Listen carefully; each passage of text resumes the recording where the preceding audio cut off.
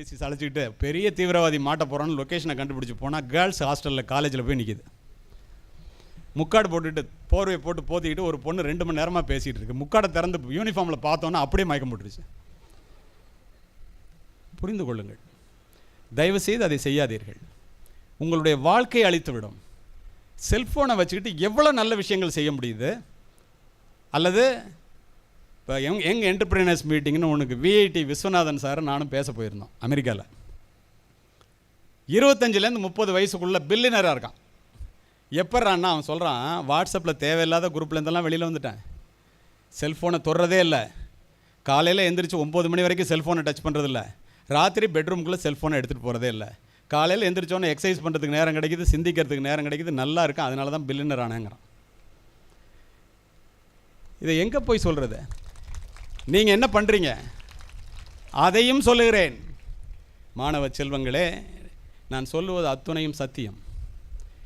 இந்திய இளைஞர்கள் ஒரு நாளைக்கு 150 முறையிலிருந்து 300 முறை செல்ஃபோனை எடுத்து சோதித்து பார்க்கின்றீர்கள். நோட்டிஃபிகேஷனை 150 முறையிலிருந்து 300 தடவை தினம் செல்ஃபோனை எடுத்து ஸ்கூலில் செல்ஃபோன் வச்சுக்கூடாதுன்னா போகணுன்னு செல்ஃபோன் எடுத்து வைப்போம். காலையில் எந்திரிச்சோன்னா அப்படியே செல்ஃபோனை தேடுறது, ராத்திரி படுக்கைக்கு செல்ஃபோனோடய போகிறது. இல்லைன்னா உக்ரைனில் குண்டு விழுந்துடும், ஓசோனில் ஓட்ட விழுந்துடும்.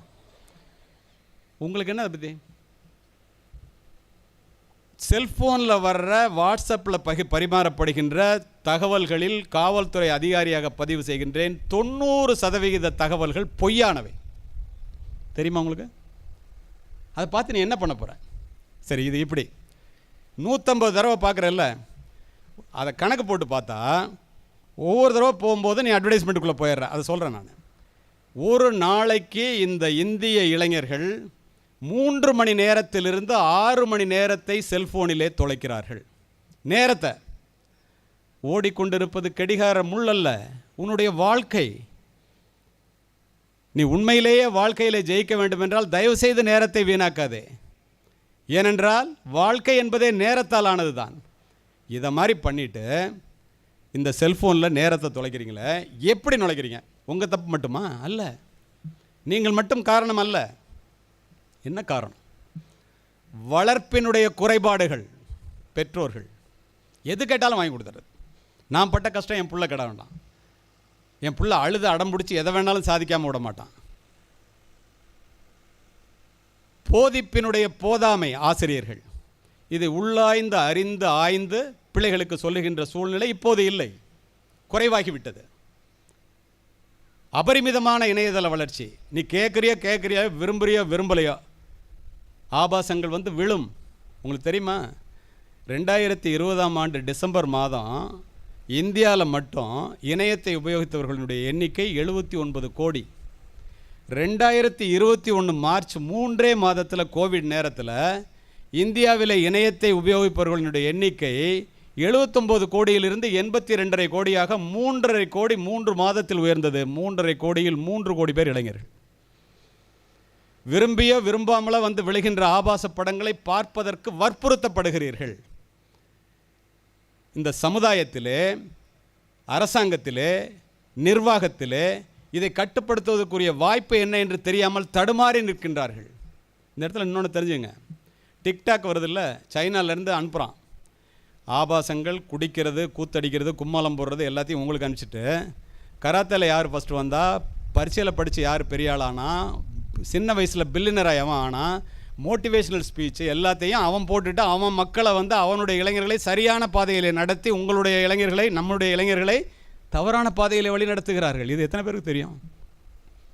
இதையெல்லாம் புரிந்து கொள்ள வேண்டியது நீங்கள் தான். உங்களுடைய வாழ்க்கை அல்லவா? இது உங்களுக்கு யார் சொல்கிறது?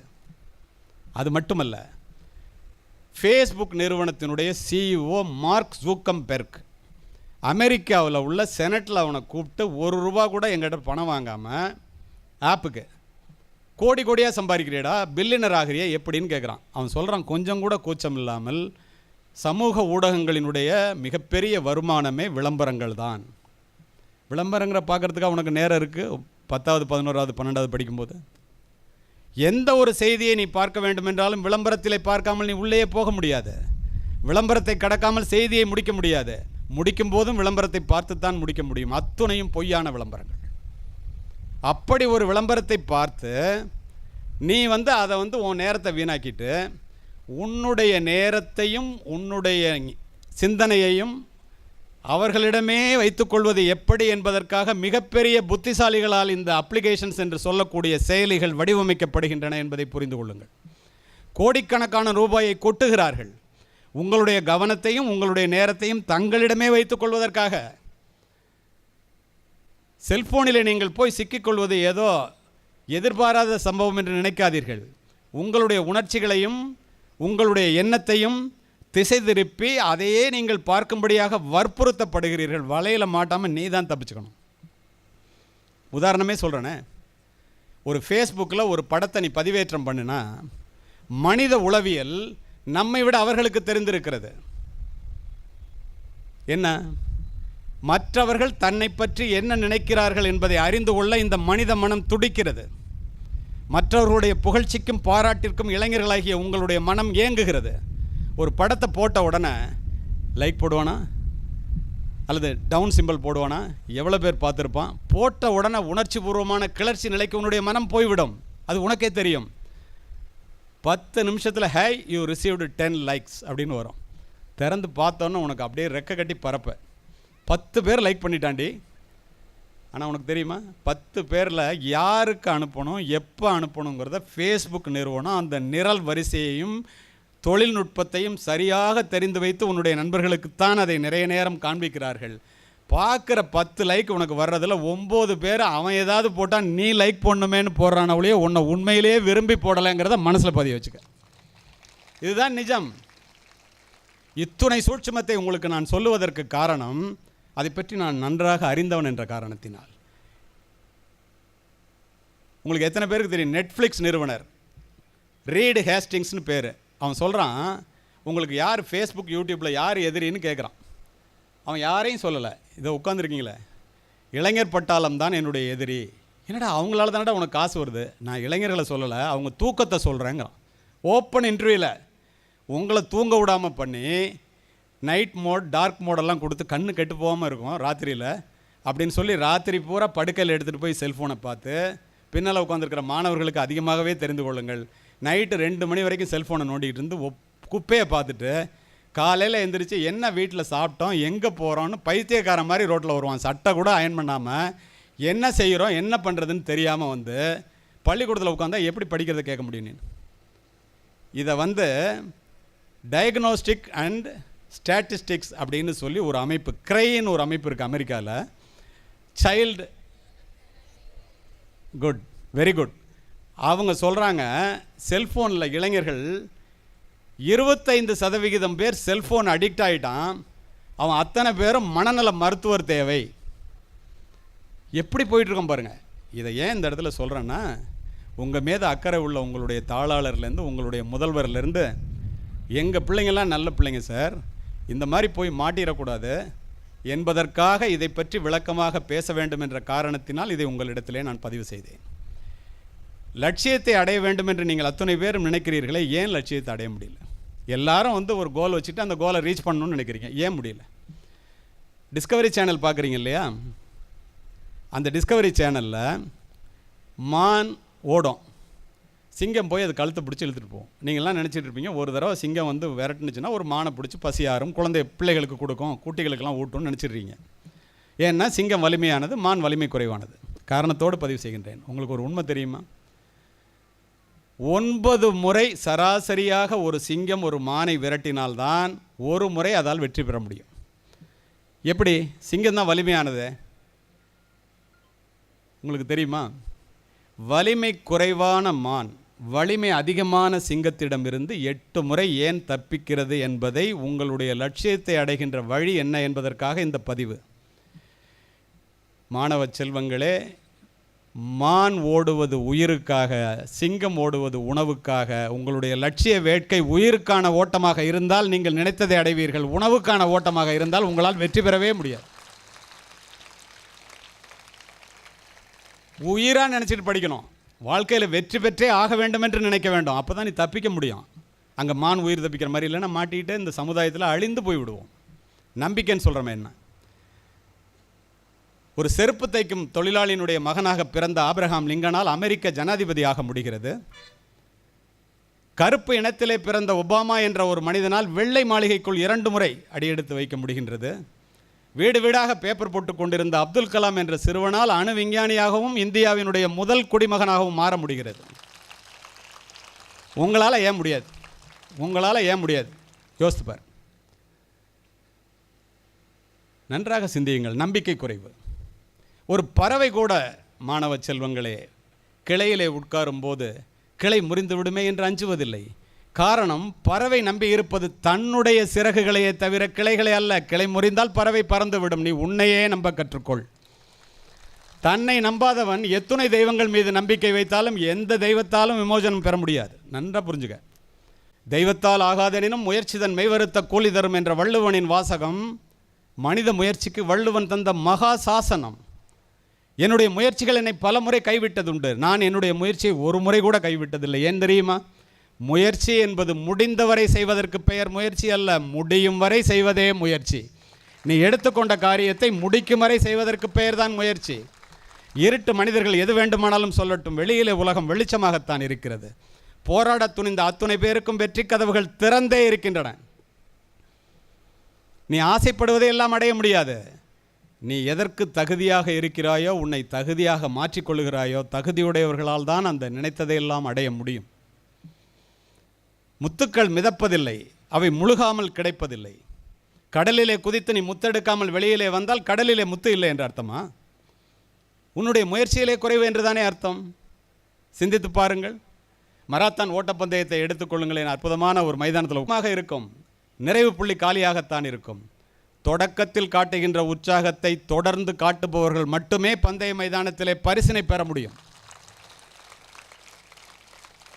ஓட்டப்பந்தய மைதானத்திலே ஒருவன் வெற்றி கோட்டை குறைந்த நேரத்திலே கடக்கிறான் என்றால் அவன் பயிற்சி மைதானத்திலே அதிக வியர்வை சிந்தியவனாகத்தான் இருக்க முடியும். ஒரு பொண்ணு வந்து தமிழ்நாட்டிலே இந்தியாவிலே ஃபஸ்ட்டு வருதுன்னா மற்ற பிள்ளைங்கள்லாம் தூங்கும்போது கண் விழித்து படித்தவர்களாகத்தான் இருக்க முடியும். இதில் எந்த விதமான மாற்று கருத்துக்கும் இடமில்லை.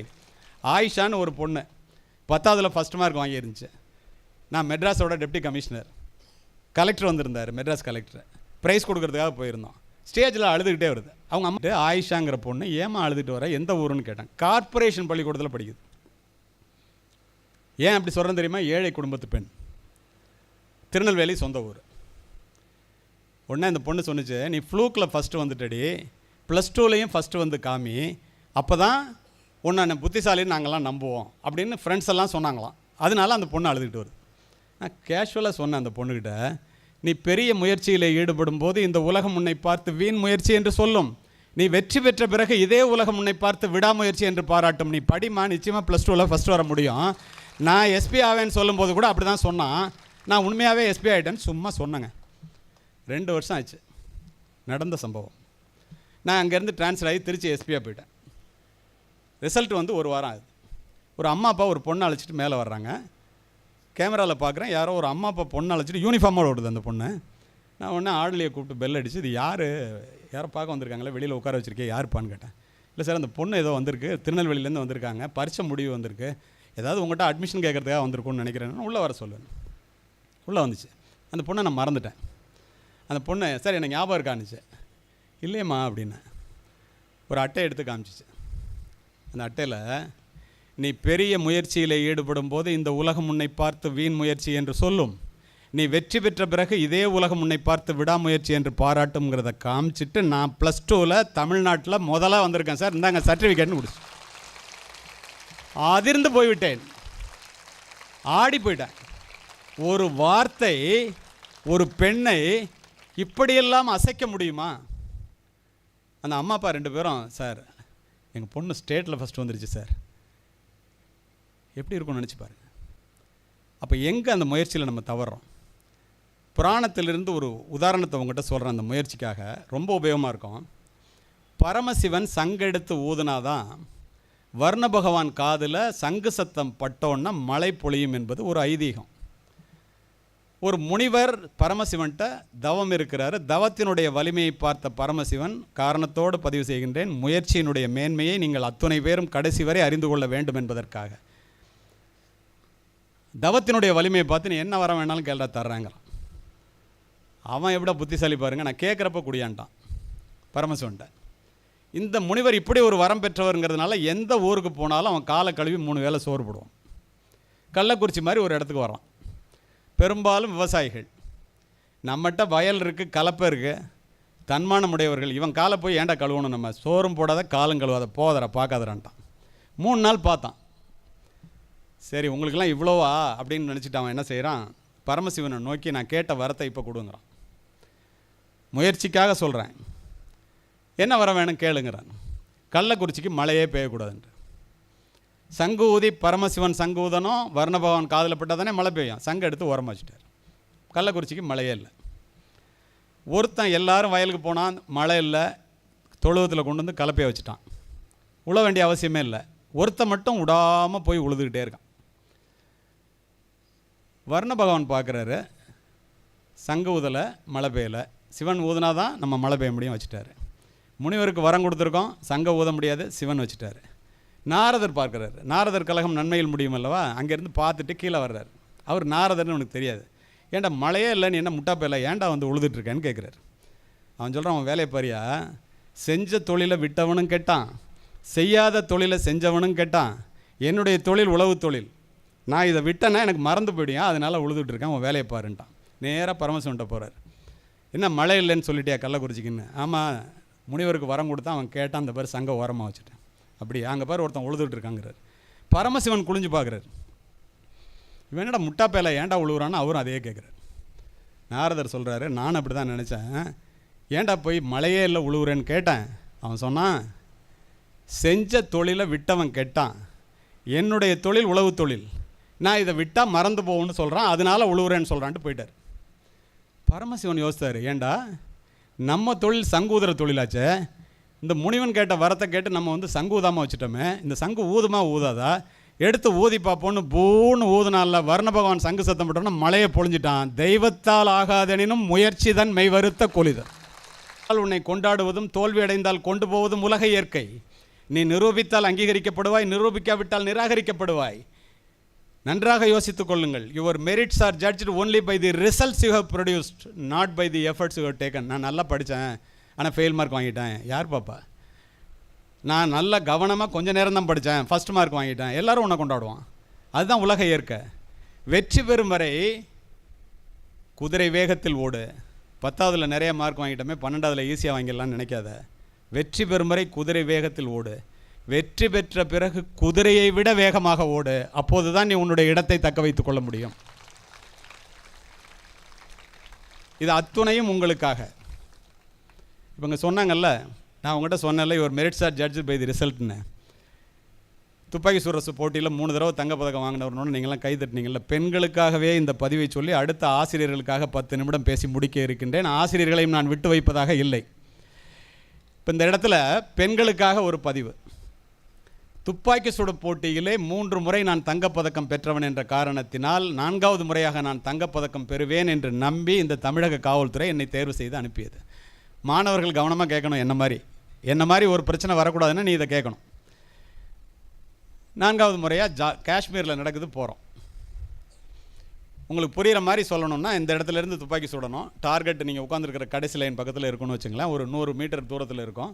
புல்லில் அடித்தா 5 மார்க், இன்னரில் அடித்தா 3 மார்க், அவுட்டரில் அடித்தா 1 மார்க். ஒவ்வொரு தடவை நான் தங்கப்பதக்கம் பெறும்போதும் அச்சுதன் நாயர் அப்படின்னு சொல்லி கேரளாலேருந்து ஒருத்தர் வருவார். எனக்கு அவருக்கும் தான் கடைசியில் போட்டியாக இருக்கும். நான் ஒரு 1/2 மார்க் 1 மார்க்கில் ஜெயிச்சிருவேன். அவர் ஒன்றுமே செய்ய மாட்டார், தலையை கீழே போட்டு பேசாமல் போயிடுவார். நான் எனக்கு இந்த வெற்றிக்கு முயற்சிக்கு முன்னால் வருகின்ற தயக்கமும் வெற்றிக்கு பின்னால் வருகின்ற மயக்கமும் ஒரு மனிதனுடைய முன்னேற்றத்தை கெடுத்து விடும்னு நான் உங்கள்கிட்ட சொல்கிற மாதிரி எனக்கு சொல்கிறதுக்கு ஆள் இல்லை. நான் ரொம்ப எகத்தாளமாக அலட்சியமாக அவரை பார்ப்பேன். ஏன்னா நான் கோல்டு மெடல் வாங்கிட்டேன்னா, அவர் இவ்வளவுக்கும் சில்வர் மெடல் வாங்கிட்டு பேசாமல் போவார். 4வது முறையாக போகும்போது நாக் அவுட் சிஸ்டம் எல்லோரும் அவுட் ஆகிட்டோம். ஃபைனல் நான் இருக்கேன், என்னோட போட்டி போடணும். எங்கே அச்சுதன் நாயர்னு கேட்டேன். அவர் ரிட்டையர்ட் ஆகிட்டாருன்னு. இது 34 லட்சம் பேர் பார்த்துட்டாங்க, அதனால் உங்கள்கிட்ட சொல்கிறேன். நான் அச்சுதன் நாயர் ரிட்டையர்ட் ஆகிட்டாருனாங்க. எனக்கு மகா மகிழ்ச்சி, நமக்கு போட்டிக்கே ஆளே இல்லைன்னு. இங்கே உட்காந்துருக்கிற பெண்கள் போல் ஒரு 6 அடி உயரத்தில் ஒரு பெண் வந்துச்சு நின்றுச்சு. நான் தாண்டா உன்னோட சுட போகிறேன்னுச்சு. எனக்கு ஒரே ஆச்சரியம். 50 ஆண்டுகளுக்கு முன்னால் துப்பாக்கி சுடும் போட்டியிலே முதலாக 3 முறை தங்கப்பதக்கம் பெற்ற என்ன கேரளாலேருந்து வந்த ஒரு ஐபிஎஸ் ஆஃபீஸர் ஜெயிக்க முடியுமா? நான் உடனே என்ன நினைக்கிறேன், ரொம்ப சைக்காலஜிக்கலாக நினைக்கிறேன், அந்த பொண்ணை பயமுறுத்திடணும்னு சொல்லிட்டு டாஸ் எல்லாம் வேண்டாம், நான் முதல்ல சுடுறேன்னு. ஏன்னா கிரிக்கெட் மாதிரி டாஸ் போட்டால் எதிரியினுடைய பலம் என்னன்னு தெரிஞ்சுக்கிட்டு 2வது சுடுறேன்னு சொல்லுவாங்க. அந்த பொண்ணு சுடுங்கன்னுச்சு. நான் ஒரே மூச்சில் மொத்தம் 6 ரவுண்டு, ஒரே மூச்சில் 6 ரவுண்டையும் சுட்டேன். 5 ரவுண்டு புல்லு, 1 ரவுண்டு இன்னர். பக்கத்தில் உட்காந்து ஐபிஎஸ் ஆஃபீஸர்லாம் நீ தாண்டா ஜெயிப்பா, நல்ல ஸ்கோர், உட்காருன்ட்டாங்க. உட்காந்துட்டேன். எப்படி கேட்குறீங்க பாரு. அந்த பொண்ணு அங்கேருந்து வந்து ஒரே மூச்சில் 6 ரவுண்டையும் சுட்டுச்சு. அதுவும் 6க்கு 5 ரவுண்டு புல்லு, 1 ரவுண்டு இன்னர். எனக்கு ஒரே ஆச்சரியம். முதல் முறையாக அப்படி சுட முடியும். நான் ஒரு நாளைக்கு 25 ரவுண்டு ப்ராக்டிஸ் பண்ணுறேன், ரத்தம் சொட்ட. கதை இல்லை, சினிமா இல்லை, நிஜம். அப்போது நம்ம தாண்டா ஜெயிப்போம் அப்படின்னு நினச்சோமே. இந்த பொண்ணு இது மாதிரி ஈக்குவலாக டை கொடுத்துருச்சேன்னு நினச்சிட்டு இருக்கும்போது ஜட்ஜு கேட்டார், 2 பேரும் ஈக்குவல் மார்க்கு, டாஸ் போட்டுடலாமான்னார். அப்போ என் கூட இருந்த வால்டர் தேவாரம் அவர்கள் சொன்னார், just you go and see the டார்கெட்னார். பட் நமக்குனா டார்கெட் பக்கத்தில் வந்துடும். பார்த்தா என்னுடைய துப்பாக்கி குண்டுகள் துளைத்ததை விட அந்த பெண்ணினுடைய துப்பாக்கி குண்டுகள் துளைத்தது மிகவும் நெருக்கமாக, குரூப்பிங்னு சொல்லுவோம், அது மாதிரி இருந்துச்சு. என்னடா நம்ம கதை கந்தலாயிரும் போல் இருக்கேன் நான் நினச்சிக்கிட்டு டாஸ்க்கு ஓகே சார்னேன். ஏன் தோத்தா டாஸில் தோத்தோன்னு சொல்லிக்கலாம். அந்த பொண்ணு mister Kaliyamoorthy, this is not the game of chance, it is a game of skill. சீட்டு குலுக்கி போட்டு எடுக்கிற வேலை இல்லைடா இது, திறமையின் அடிப்படையில் முடிவு செய்கிறது. தைரியம் இருந்தால் வா திரும்ப சுடலான்னுச்சு. ஒத்துக்கிட்டேன். ஜட்ஜு திரும்ப டை ஆகிடக்கூடாதுன்னு 10 ரவுண்டு கொடுத்துட்டார். உலகத்தில் உள்ள தெய்வங்கள் அத்துணையும் வேண்டிக் கொண்டு நான் ஒரே மூச்சில் 10 ரவுண்டு சுட்டேன். 9 ரவுண்டு புல், 1 ரவுண்டு இன்னர். என் ப்ராக்டிஸில் கூட நான் அப்படி சுட்டது கிடையாது. எல்லா ஐபிஎஸ் ஆஃபீஸரும் திரும்ப சொல்கிறான், நீ தாண்டா ஜெயிப்பேன். வந்து உட்காந்துட்டேன். அந்த பொண்ணு அங்கேருந்து வந்துச்சு, என்னை அப்படி பார்த்துச்சு, மூச்சை இழுத்துச்சு, ஒரே மூச்சில் 10 ரவுண்டு சுட்டுச்சு. 10க்கு 10 புல். நான் தோற்று போய்விட்டேன். இனிமேல் தான் கிளைமேக்ஸை. துப்பாக்கி தூக்கி கீழே போட்டேன். அந்த பொண்ணு தொடச்சி கொடுத்துட்டு என்கிட்ட வந்து அப்படி வந்து ஒரு சல்யூட் அடிச்சிச்சு. நான் பதறி எந்திரிச்சு, நீ ஜெயிச்சிட்டியம்மா, நாலமாக உனக்கு சல்யூட் அடிக்கணும்னு. அந்த பொண்ணு என் துப்பாக்கி என்கிட்ட கொடுத்துட்டு, ரொம்பலாம் உணர்ச்சி வசப்படாதீங்க மிஸ்டர் கலியமூர்த்தி அவர்களே, என்னிடம் தோற்றதற்காக நீங்கள் துளி கூட வருத்தப்படக்கூடாது. ஏன் தெரியுமா, நான் யார் தெரியுமா, 3 முறை தங்கப்பதக்கத்தை பறிகொடுத்த அச்சுதன் நாயரினுடைய மகள் நான் என்றது.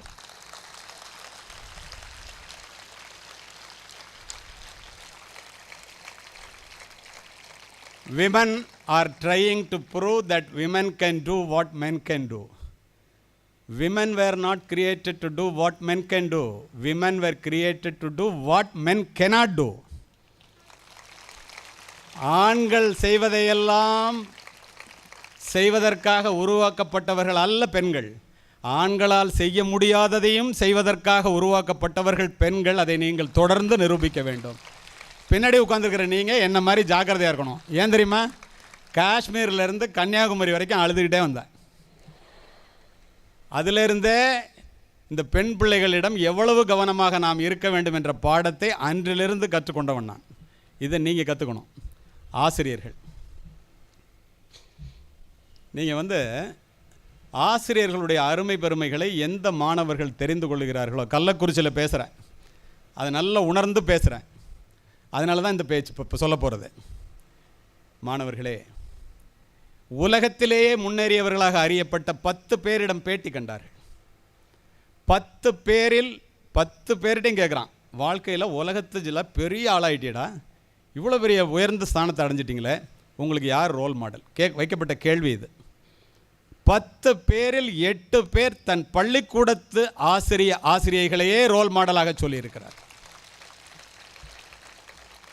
தசரதன் தனக்கு ஆண் குழந்தை பிறந்தவுடன் துள்ளி குதித்தானான்.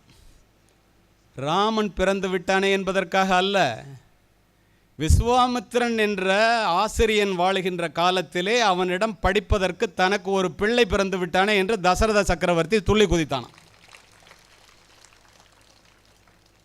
மன்னன் 2ஆம் பிலிப் உப்பரிகையிலே நின்று தங்க காசுகளை வாரி வாரி இறைக்கிறான், கடைசி மனிதனுடைய கையிலே காசு கிடைக்கும் வரை. மன்னனுக்கு என்ன இவ்வளவு மகிழ்ச்சி, தங்க காசை வாரி இறைக்கிறானே அப்படின்னு மக்கள் கேட்குறாங்க. மந்திரி சொல்கிறார், அலெக்சாண்டருங்கிற ஆண் குழந்தை பிறந்திருக்கான், அதனால் தங்க காசை வாரி இறைக்கிறார்னு. ஆனால் இதை பார்த்த பிலிப் மந்திரியை அழைத்து, முட்டாள் மந்திரியே, நான் அலெக்சாண்டர் என்ற ஆண்மகன் பிறந்திருக்கிறான் என்ற காரணத்திற்காக தங்க காசுகளை வாரி இறைக்கவில்லை. அரிஸ்டாட்டில் என்ற ஆசிரியன் வாழுகின்ற காலத்திலே அவனிடம் படிக்க வைப்பதற்கு ஒரு பிள்ளை பிறந்து விட்டானே என்று தங்க காசுகளை வாரி இறைக்கிறேன்.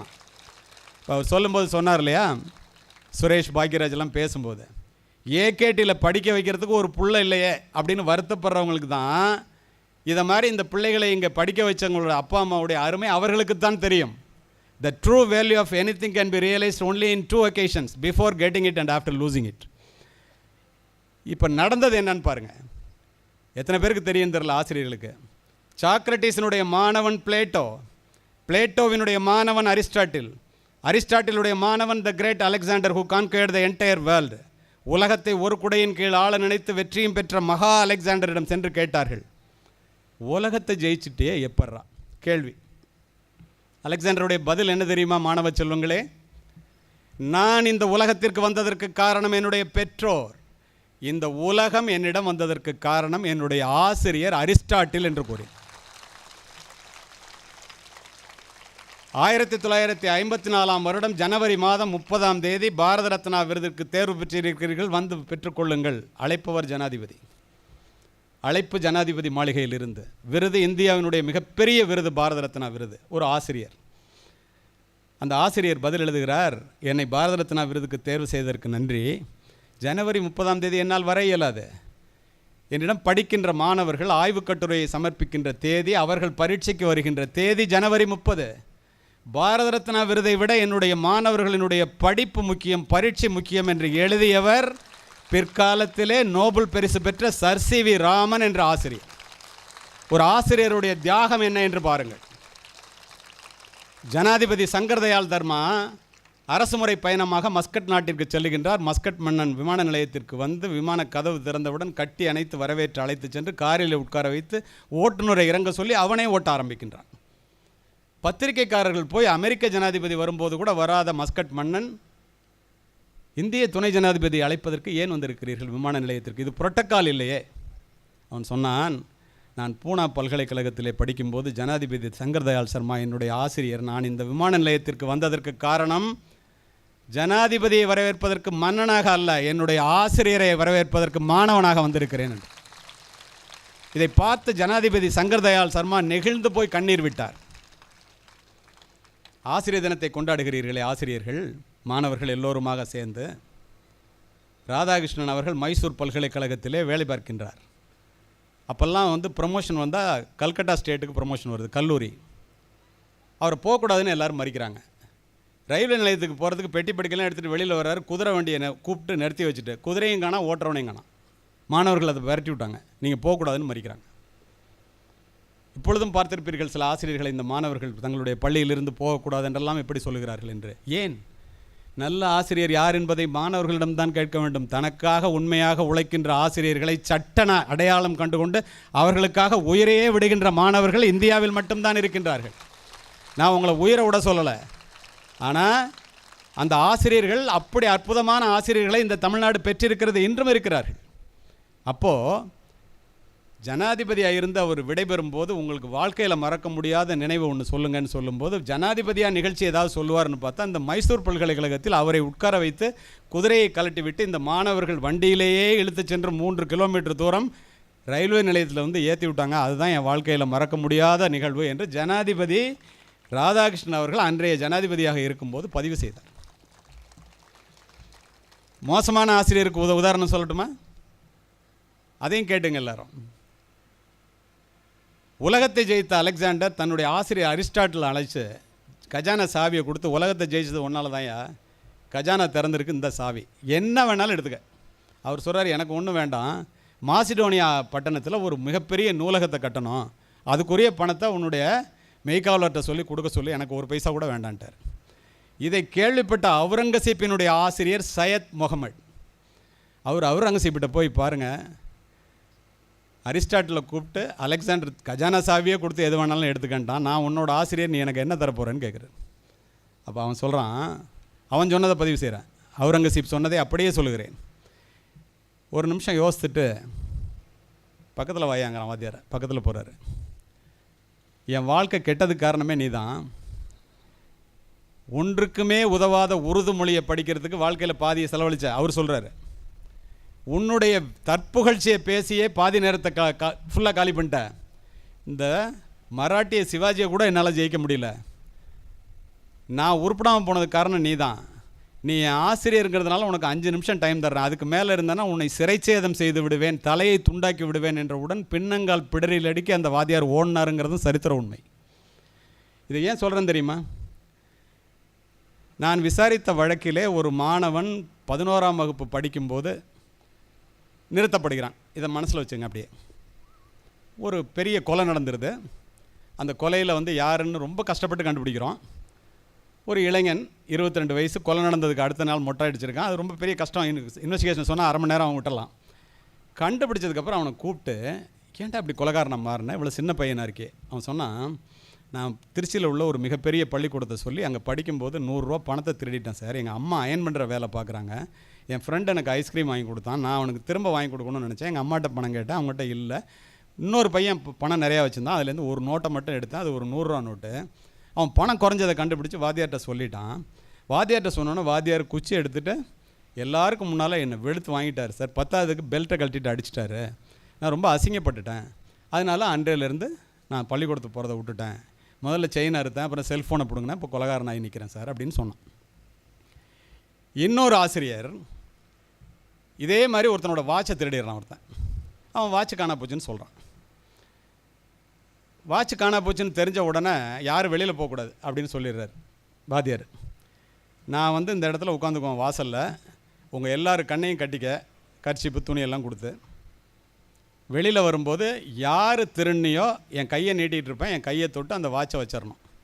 திருடன் யாருன்னு மாணவர்களுக்கு தெரியாது. ஏன்னா உன் வாழ்க்கை பாதிக்கப்படக்கூடாது.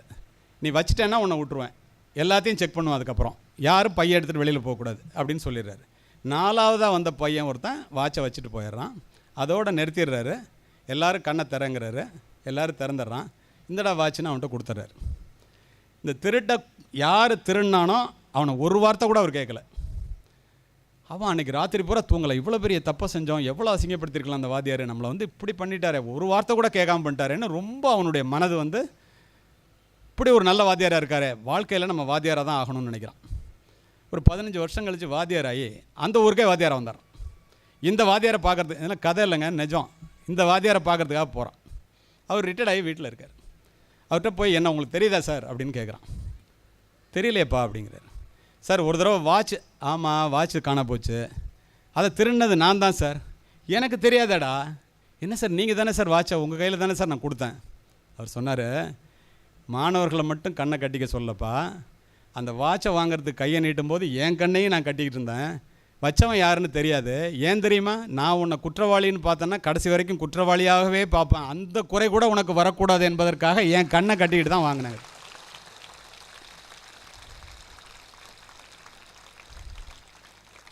தாயினுடைய ஆரோக்கியம்தான் குழந்தையினுடைய ஆரோக்கியம். ஆசிரியர்களுடைய ஆரோக்கியம்தான் மாணவர்களுடைய ஆரோக்கியம். ஆசிரியர்கள் மரத்தினுடைய வேர்களை போன்றவர்கள். இங்கே அமர்ந்திருக்கின்ற இந்த மாணவ மாணவிகள் அந்த மரத்திலே பூத்து குலுங்குகின்ற பூக்களை போன்றவர்கள். வேர்களின் பலத்தை பொறுத்தே பூக்களின் வசீகரம் அமையும். வேர்கள் பட்டு போனால் பூக்கள் கொட்டி போகும். பள்ளியிலே உள்ள வகுப்பறை என்பது தாயினுடைய கருவறை போன்றது. ஏன் தெரியுமா? பிள்ளைகள் வீட்டிலே பிறக்கிறார்கள், ஆனால் வகுப்பறையிலே தான் வளர்கிறார்கள் என்பதை ஆசிரிய சமுதாயம் தயவு செய்து மனதிலே பதிய வைத்துக் கொள்ள வேண்டும். எல்லோரும் அதை உணர்ந்து நடக்கிறீர்கள். இந்த இடத்திலே நான் சொல்ல விரும்புவது, இருளிலே தடுமாறுகின்ற இளைஞர்களினுடைய எதிர்காலத்தை ஒளிமயமாக மாற்றுவதற்கு இன்று உலகத்தில் உள்ள ஒரே நம்பிக்கை ஆசிரியர்கள் என்று அடித்து சொல்லுவேன். ஏன்? என்ன காரணம்? இந்தியாவினுடைய எதிர்காலம் வகுப்பறைகளிலே தான் தீர்மானிக்கப்படுகிறது என்று நீங்கள் சொல்லுவது உண்மையானால், அந்த வகுப்பறையிலே அந்த மாணவர்களை வடிவமைக்கின்ற மாபெரும் பொறுப்பு உங்களிடத்தில் இருக்கிறது என்பதை தயவுசெய்து ஒருபோதும் மறந்து விடாதீர்கள். இந்த பெற்றோர்கள் இந்த ஆசிரிய சமுதாயத்தின் மீது அளவு கடந்த மரியாதை வைத்திருக்கிறார்கள். ஏன் தெரியுமா? ஆகாயத்திற்கு அடியில் உள்ள அத்துணையும் அறிந்து வைத்திருப்பவர் நம்ம ஆசிரியர் என்ற எண்ணத்தோடு உங்களை மாணவர்களையும் பெண் பிள்ளைகளையும் உங்களிடம் ஒப்படைக்கிறார்கள். நீங்கள் சிந்தித்து பாருங்கள். பகல் முழுவதும் உங்களிடம் பிள்ளைகள் இருக்கும்போது நிர்வாகத்திடம் இருக்கிறார்கள், ஆசிரியர்களிடம் பாதுகாப்பாக இருக்கிறார்கள் என்று பதற்றப்படாத பெற்றோர்கள் பள்ளி முடிந்து 10 நிமிடம் லேட்டாக வர ஆரம்பித்தா பதறி போய் வாசலில் வந்து பிள்ளையை பார்ப்பதற்காக நிற்கின்றார்களே ஏன்? அத்துணை நம்பிக்கை உங்கள் மீது வைத்திருக்கிறார்கள். ஒரு மரத்தடிக்கு கீழே உட்கார்ந்திருக்கின்ற பிள்ளைகளுக்கு நடுவிலே ஒரு ஆசிரியை அமரும் போது தான் மரத்தடி கூட பள்ளிக்கூடமாக மாறுகிறது என்பதை தயவு செய்து ஒருபோதும் மறவாதீர்கள். எரிந்து கொண்டிருக்கின்ற ஒரு விளக்கினால் தான் இன்னொரு விளக்கை ஏற்றி வைக்க முடியும். அந்த விளக்கானது தொடர்ந்து சுடர்விட்டு எரிய வேண்டுமென்றால் அது இடையறாத எண்ணெய் பெறுதல் வேண்டும். ஆசிரியர்கள் தொடர்ந்து படிக்க வேண்டும். ஆசிரியர்கள் தொடர்ந்து படித்தால் மட்டுமே இன்றைய சமுதாயத்தில் உள்ள மாணவர்களுக்கு அவர்களுடைய எதிர்பார்ப்பை உங்களால் பூர்த்தி செய்ய முடியும். If you are not updated, you are outdated. இது எந்த விதமான இருவேறு கருத்துக்கும் அவசியமே இல்லை. இரவு முழுவதும் தொழுகையில் ஈடுபடுவதை விட 1 மணி நேரம் கல்வி கற்பித்தல் மேலானது சொல்லுபவர் நபிகள் நாயகம். கல்வி கற்பதற்காக ஒருவன் பள்ளிக்கூடத்திற்கு சென்றால் அவன் இறைவனின் பாதையில் செல்வோன் ஆவான். ஏன்னா உங்கள்கிட்ட படிக்க வரானா சொல்கிறது நபிகள். அது மட்டுமல்ல மாணவர்களே, மாணவிகளே, கற்று கொடுப்பதனால் தான் ஆசிரியரை கற்றுக் கொடுப்பவர் என்று சொல்லுகின்றோம் என்பதை நீங்களும் புரிந்து கொள்ளுங்கள், ஆசிரியர்களும் புரிந்து கொள்ளட்டும். போதிப்பவர் எல்லாம் ஆசிரியர் அல்ல. யாரிடம் கற்றுக்கொள்கிறோமோ அவர் மட்டுமே ஆசிரியர். வாடிய முகத்தை வாசிக்க தெரிந்த ஆசிரியரால் தான் வழித்துணையாக இருந்து வழிகாட்ட முடியும். கற்றுக்கொள்வதும் கற்றுக் கொடுப்பதும் தான் ஆசிரியருடைய வேலை. கற்றுக்கொள்ளுகின்ற சமுதாயம், கற்றுக் கொடுக்கின்ற சமுதாயம் மட்டுமே சிறப்படைய முடியும். ஆசிரியர் புத்தகங்களோட உண்டு உறங்க வேண்டும். அதனால தான் குறிப்பிட்டேன். நான் சொல்லும்போது நிறைய பட்டங்களை பெற்று தன்னுடைய பெயரை அலங்கரிக்கின்ற ஆசிரியர்களை விட நல்ல புத்தகங்களை படித்து தன்னுடைய மனதை அலங்கரிக்கின்ற ஆசிரியர்கள் இந்த நாட்டிற்கு தேவை. ஏன் தெரியுமா? குறிதவறாமல் இலக்கணை சென்று தாக்குகின்ற ஏவுகணைகளை உருவாக்குவதில் உங்கள் ஆசிரியர்கள் வெற்றி பெற்று விட்டார்கள். நெறிதவறாமல் வாழுகின்ற இளைஞர்களை உருவாக்குவதில் ஆசிரியர்கள் தொடர்ந்து தோல்வியை தழுவி கொண்டிருக்கிறார்கள் என்பதுதான் என்னுடைய காவல்துறை அதிகாரியாகிய கருத்து. அதுவும் உங்களுடைய கையில் இருக்கிறது. உங்களுடைய சிரமம் எனக்கு தெரியும்.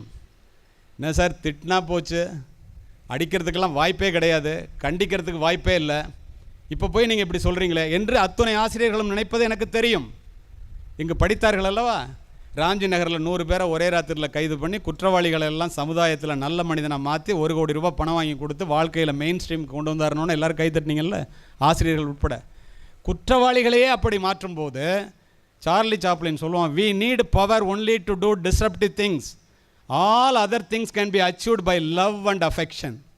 அன்பின் மூலமாக பிள்ளைகளிடம் உங்களால் எதையும் சாதிக்க முடியும். கண்டிப்பது வேறு, தண்டிப்பது வேறு. அதுக்காக நம்ம பிள்ளைகளை விட்டுற முடியுமா? எல்லோரும் கை தட்டுறீங்கல்ல, உங்களுக்கு ஒன்று சொல்கிறேன். உலகத்திலேயே ஒரு ஆசிரியர் கண்டித்து ஒரு பெண்ணோ ஆணோ கெட்டு போனதாக உலக சரித்திரத்திலே இல்லை.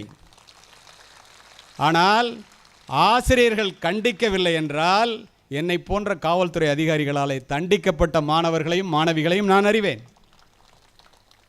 பெற்றோர்கள் இருந்தால் தெரிஞ்சுக்கங்க. ஒரு வாத்தியார் ஒரு பிள்ளையை திட்டினார், கண்டிச்சார், ஒழுங்காக படிக்கலைன்னு சொன்னார்னா உடனே கொடி பிடிக்காதீங்க. அப்படிலாம் பிடிச்சிங்கன்னா பிற்காலத்தில் அந்த பிள்ளை உருப்படாமல் போனால் அது காரணம் முதல் குற்றவாளி பெற்றோர்கள் என்று அடித்து சொல்லுவேன்.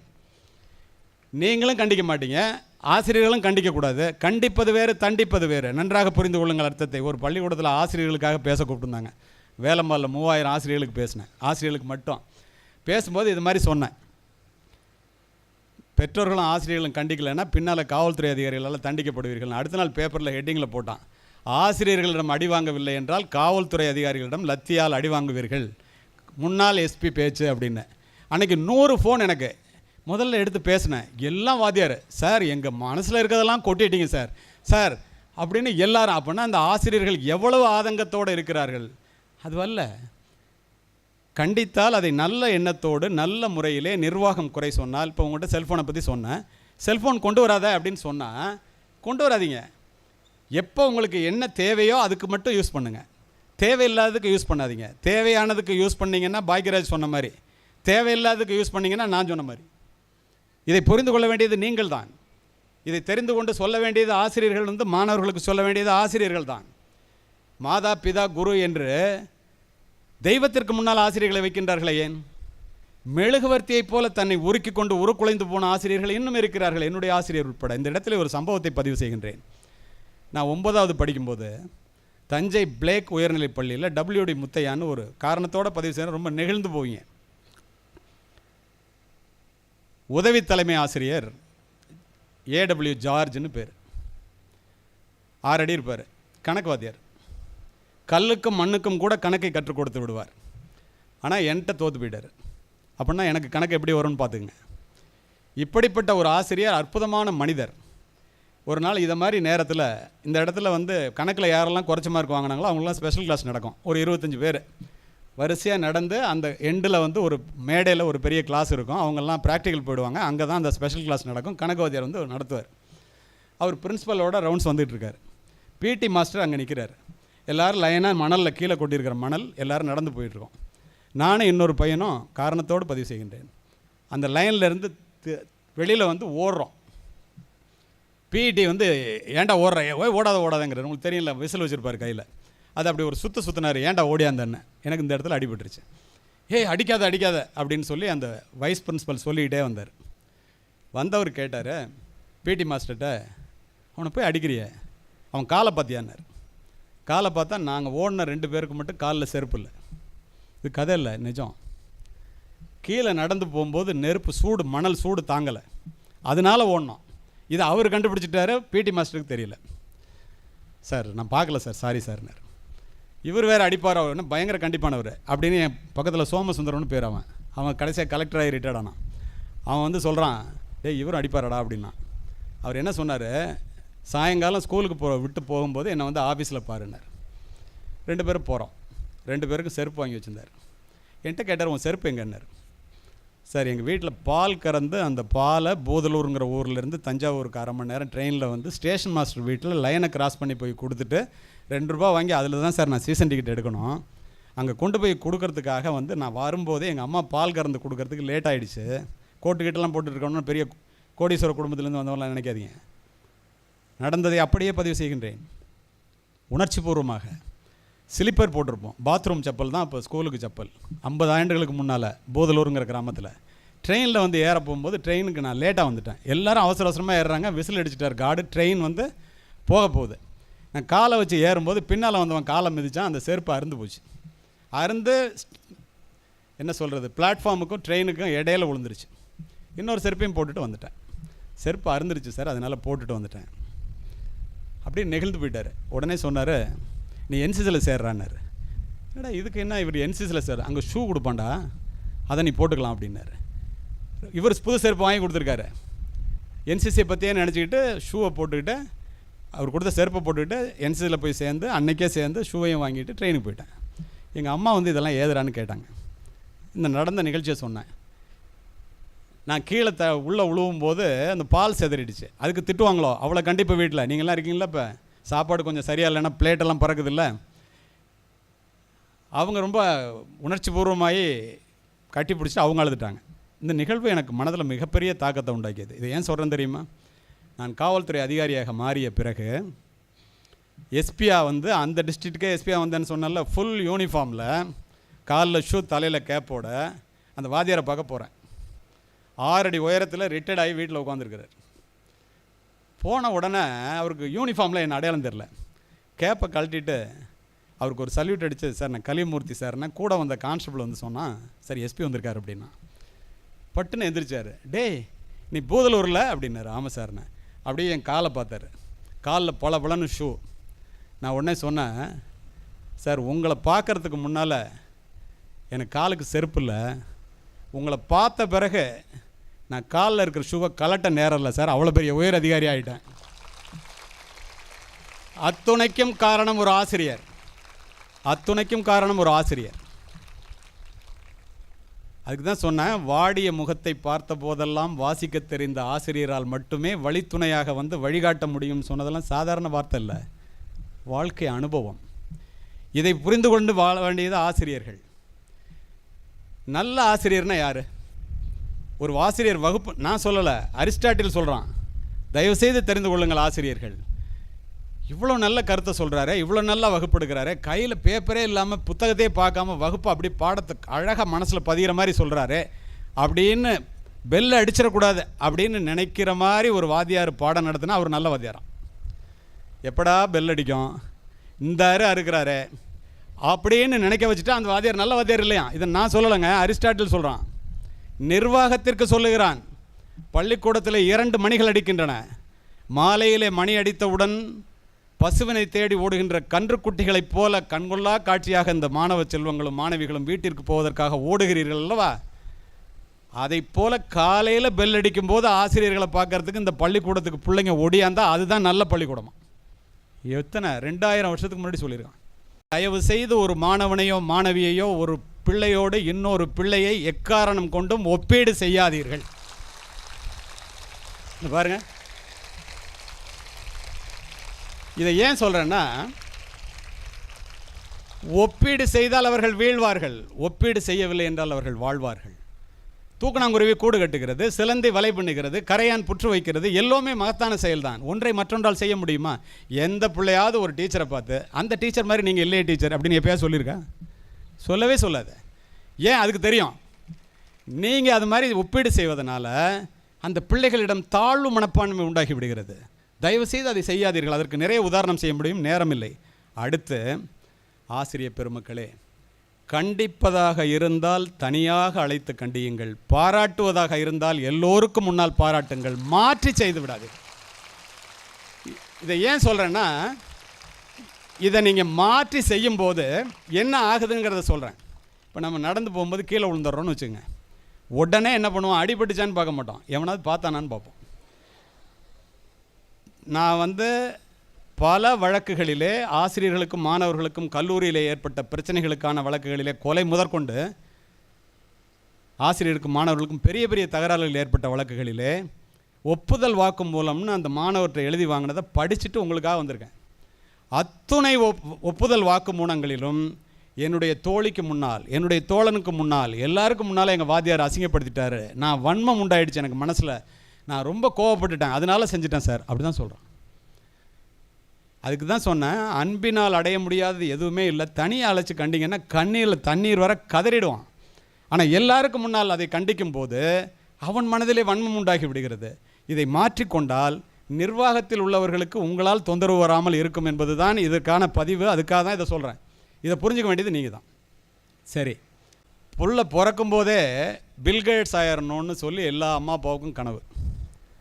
பிள்ளை 6வது படிக்கும்போதே அப்துல் கலாம் ஆயிரணும்னு எல்லா அப்பா அம்மாவுக்கும் கனவு. ஆனால் இந்த அப்பா அம்மாவுக்கு ஒன்றும் தெரியறதில்ல. ஏன் அப்படி நினைக்கிறாங்கன்னா, எல்லா பெற்றோர்களும் தன்னுடைய பிள்ளையை தன்னுடைய இரத்தமாகவும் தன்னுடைய சதையாகவும் நினைக்கின்றார்கள். அவர்களுடைய வெற்றியை தங்களுடைய வெற்றியாகவும் அவர்களுடைய தோல்வியை தங்களுடைய தோல்வியாகவும் நினைப்பவர்கள் பெற்றோர்கள். ஆனால் அவங்களுக்கு ஒன்றும் தெரியறதில்ல, பில்கேட்ஸோட அப்பாவோ அப்துல் கலாமோட அம்மாவோ கனவு காணவில்லை, கனவு கண்டது பில்கேட்ஸும் அப்துல் கலாமும் தான் என்பதை பெற்றோர்கள் தயவு செய்து தெரிந்து கொள்ளுங்கள். உங்களுடைய நிறைவேறாத கனவுகளை பிள்ளைகள் மீது திணிப்பதற்கு முயற்சிக்காதீர்கள். யார் நல்ல ஆசிரியர்? கல்வியை கற்றுக் கொடுப்பது மட்டும் ஆசிரியருடைய அடிப்படை வேலை அல்ல. கல்வி கற்க வேண்டும் என்ற ஆர்வத்தை உருவாக்குவதுதான் ஆசிரியருடைய அடிப்படை வேலை. வெற்றி பெறுகின்ற மாணவர்களை உருவாக்குவது மட்டும் ஆசிரியருடைய அடிப்படை வேலை அல்ல.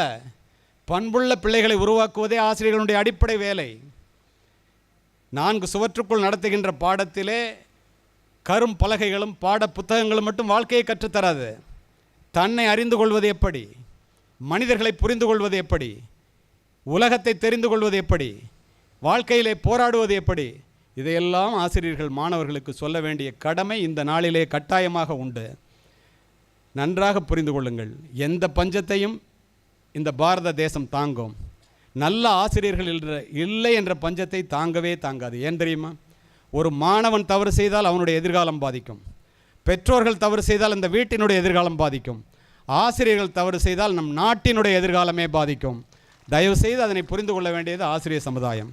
ஆசிரியர்களுக்கு உரிய மரியாதையை மேன்மையை உணர்ந்து செயல்பட வேண்டியது மாணவர்களுடைய வேலை. 2 நிமிடத்திலே முடித்து விடுவேன். நான் வருகின்ற போது ஒரு சம்பவம். திருச்சியிலிருந்து மாணவ செல்வங்களே, 10 பாத்திரம் தேய்ச்சி படிக்க வச்சு தன்னுடைய மகனை ஆளாக்கி என்ஜினியருக்கு படிக்க வச்சு ஒரு தாய் 1 காணி நிலத்திலே 1/2 காணி நிலத்தை விற்று 10 பாத்திரம் தேய்ச்சி சம்பாரித்த காசை வச்சு படிக்க வச்சு வேலை வாங்கி சிங்கப்பூருக்கு வேலைக்கு அனுப்பிச்சிட்டாங்க.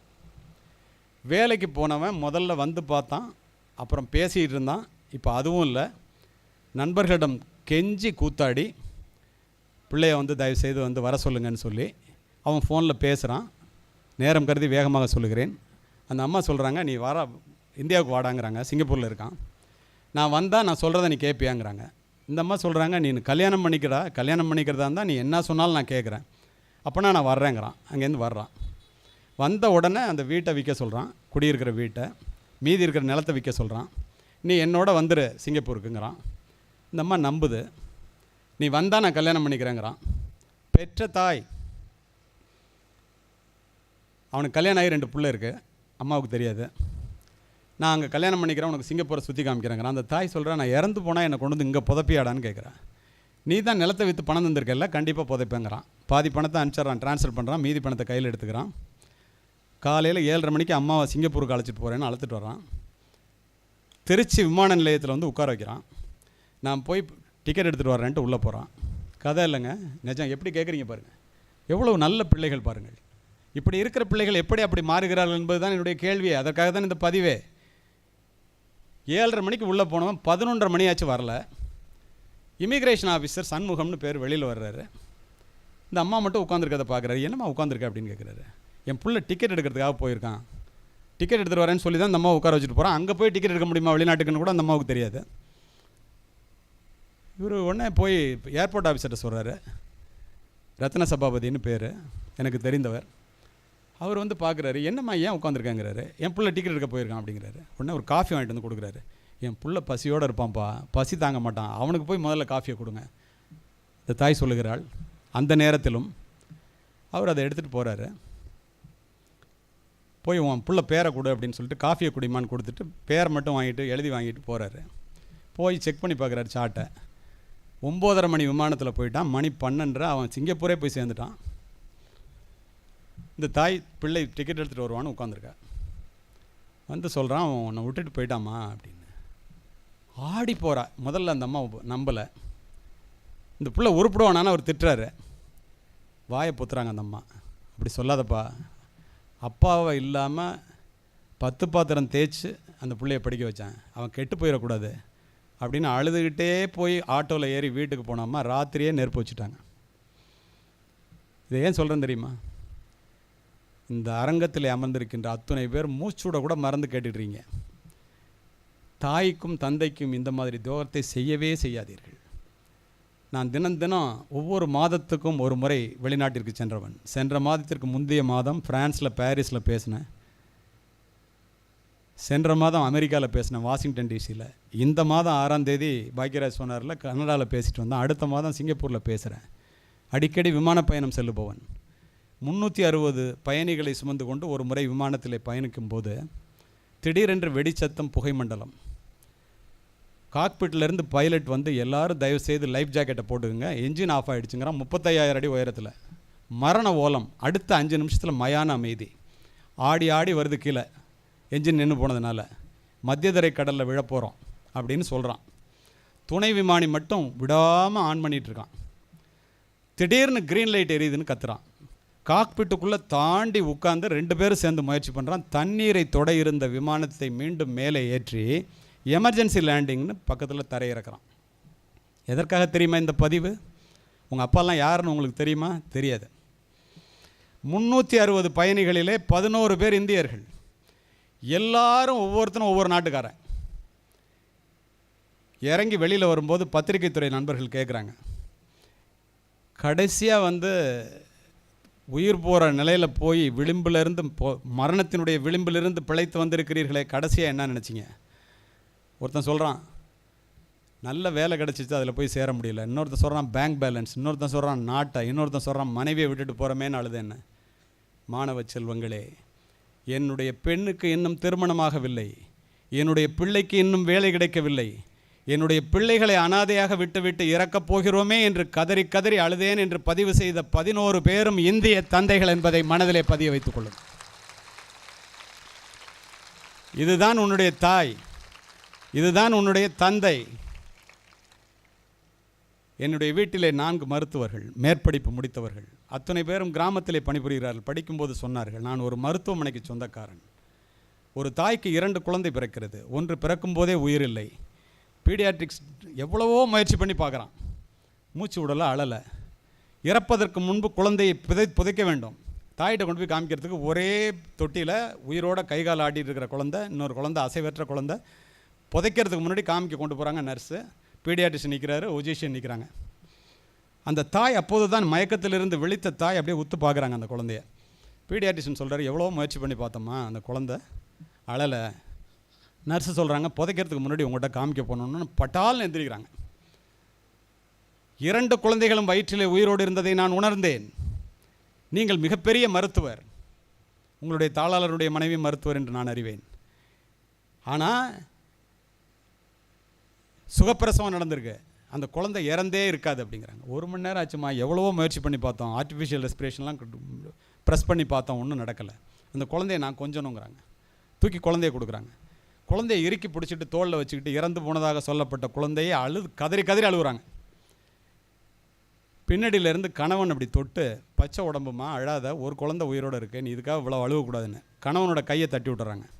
நேரம் ஆச்சு, இவ்வளோ நேரம் அழுகுறீங்களேன்னு புதைக்கணும்னு அந்த நர்ஸு கையை நீட்டுறாங்க, ஒரு அடி. திடீரென்று ஒரு குழந்தையினுடைய விரல்கள் அசைகின்றன, கண் இமைகள் துடிக்கின்றன, வீல்னு சத்தம் வருது. எல்லாரும் உயிரோடு இருக்கிற குழந்தையை பார்க்குறாங்க. தாயினுடைய அரவணைப்பிலே தோளிலே இருந்த குழந்தை உயிர் பெற்று கதறுகிறது.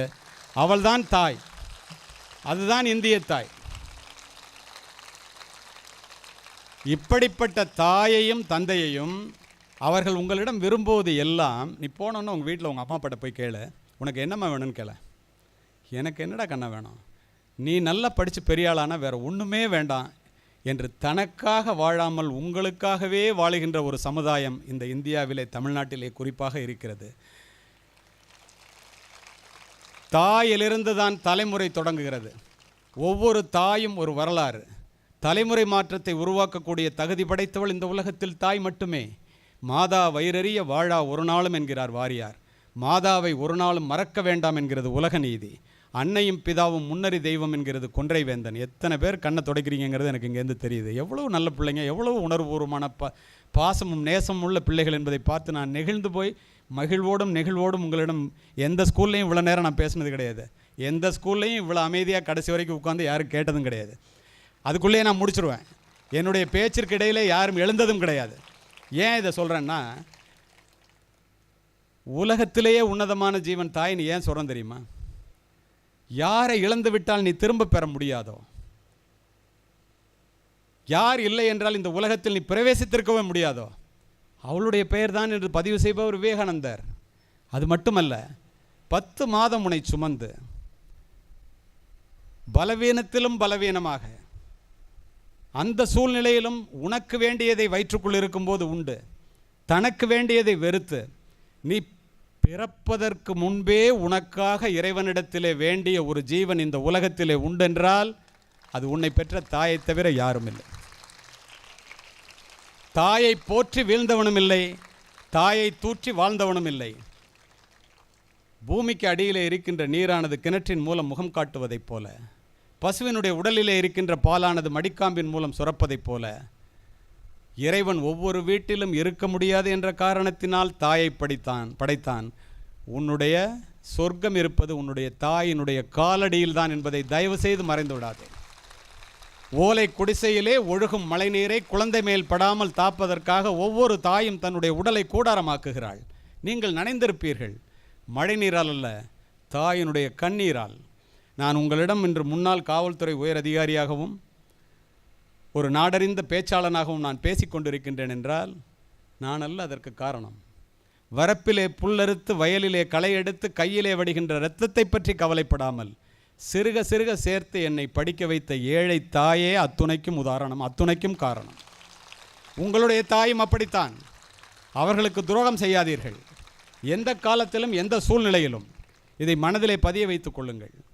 கோடிக்கணக்கான யூதர்களை கொன்று குவித்த ஹிட்லர் கூட 2ஆம் உலகப் போருக்கு பின்னால் தன்னைத்தானே துப்பாக்கியால் சுட்டுக்கொண்டு இறக்க வேண்டும் என்ற நிலை வந்தபோது அத்துணை பெரிய கொடுங்கோலன், கோடிக்கணக்கானவர்களை கொன்று குவித்தவன், தன் தாயினுடைய புகைப்படத்தை எடுத்து மார்பிலே அணைத்து கொண்டு துப்பாக்கியால் சுட்டுக்கொண்டு இறந்து கிடந்தான் என்கிறது வரலாறு.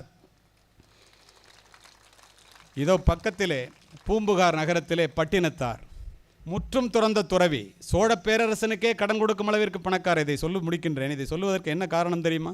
இதை கேட்பவர்கள் யாரும் தன்னுடைய தாயை முதியோர் இல்லத்திலே சேர்ப்பதோ, தன் தாய்க்கு புறம்பாகவோ தந்தைக்கு புறம்பாகவோ நினைத்ததெல்லாம் செய்து அவர்களை கண்ணீர் கடலிலே கடத்துவதையோ ஆழ்படுத்துவதையோ செய்யவே மாட்டீர்கள். அதை கேட்க வேண்டும். என்ன தெரியுமா சொல்கிறார் அவர்?